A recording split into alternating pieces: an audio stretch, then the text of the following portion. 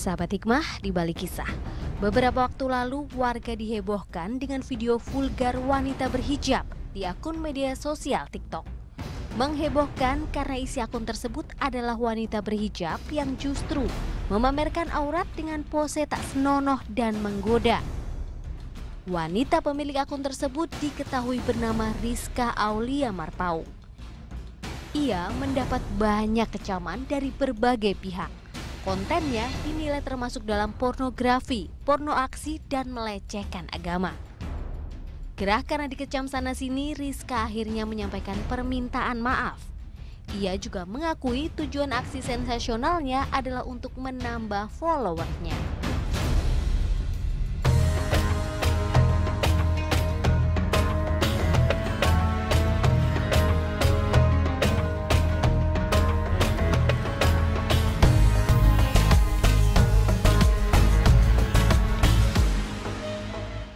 Assalamualaikum warahmatullahi wabarakatuh. Alhamdulillah pagi ini kita berjumpa lagi sahabat Hikmah bersama saya Rahma Hayuningdia dan sudah ada Ustadz Zaki Mirza. Ustadz Zaki, si Neng ini gimana ya? Saya tuh nggak ngerti gitu sama konsepnya gitu sama si Neng ini kan atasnya kan hijab ya Ustadz ya? Iya. Bawahnya dibuka-buka. Ngablak. Ngablak ya? Iya. Nah ini kan kalau untuk sebagian yang ngelihat gitu, ini tuh sama dengan bercandain hijab gitu demi konten untuk nambah follower. Kalau Ustadz ngeliatnya gimana? Baik, bismillahirrahmanirrahim. Sahabat Hikmah, Islam juga mengatur urusan busana, pakaian, fashion. Jadi Islam ini bukan agama yang kaku ya, walaupun dalam menerjemahkan fashion itu beragam pendapat, beragam aplikasi.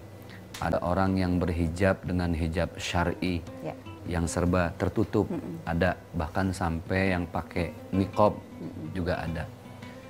Ada yang berhijab ya menutup tapi lebih kelihatan sporty, lebih kelihatan bisa daily banget deh gitu loh.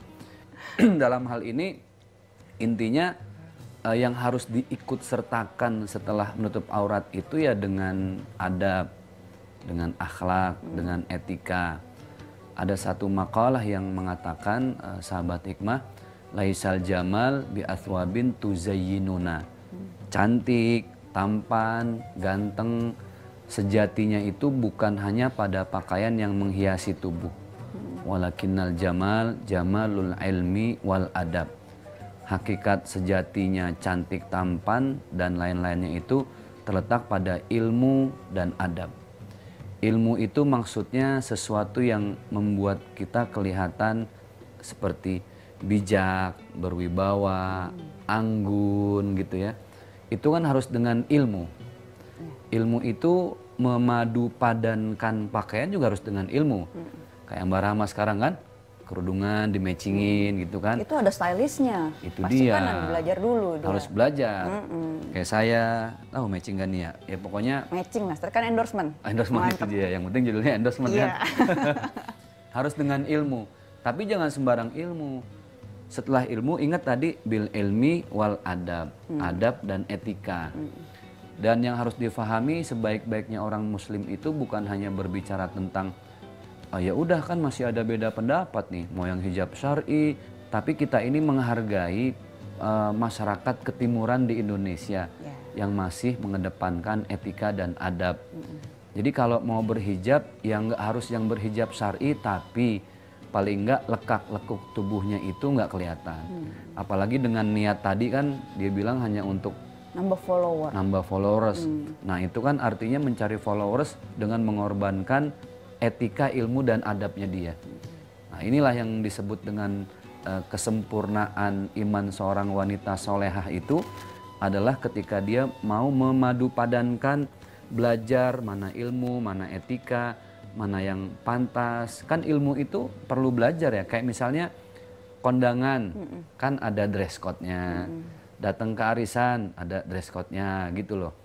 Jangan pakai hijab tertutup rapi, jarinya nggak ada yang absen gitu dari cincin gitu ya. Hai, apa kabar gitu kan.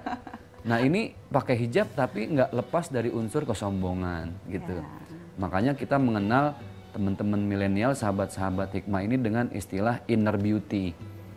Jadi kecantikan yang kalau dilihat, aduh bukan cuma jilbabnya aja, bukan cuma busananya aja, tapi orangnya sopan loh, orangnya baik loh, rajin sedekah, kan sempurna gitu. Jangan pakai jilbab bagus, terus make up, mukanya glowing, tapi nggak pernah senyum gitu kan. Ketus, apa kabar? Baik. Nah itu kan nggak enak dilihatnya kan. Oh iya alhamdulillah, Masya Allah sehat. Itu sesuatu yang membuat ketika orang menilai, oh ini wanita solehah lahir batin.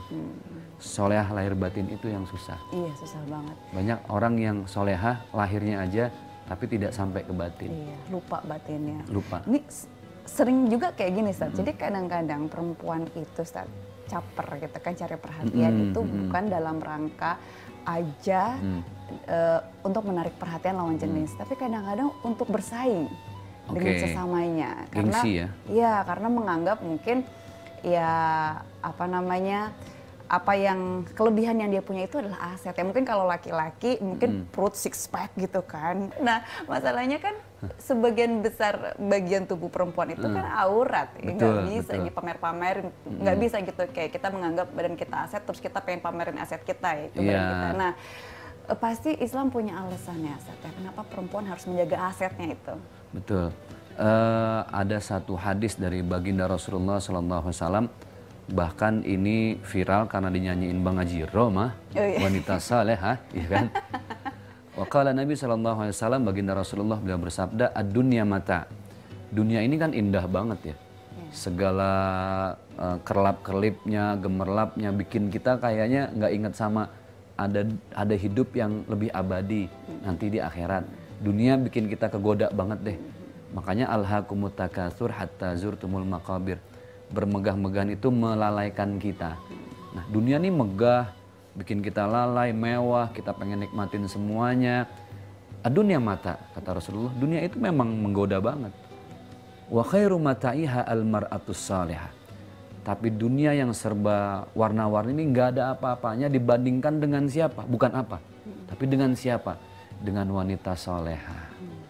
Wanita solehah itu Masya Allah, ketika dipandang dia menenangkan jiwa, berbicaranya penuh dengan kalimat hikmah, apalagi dengan pakaian dan kostum yang serba syar'i.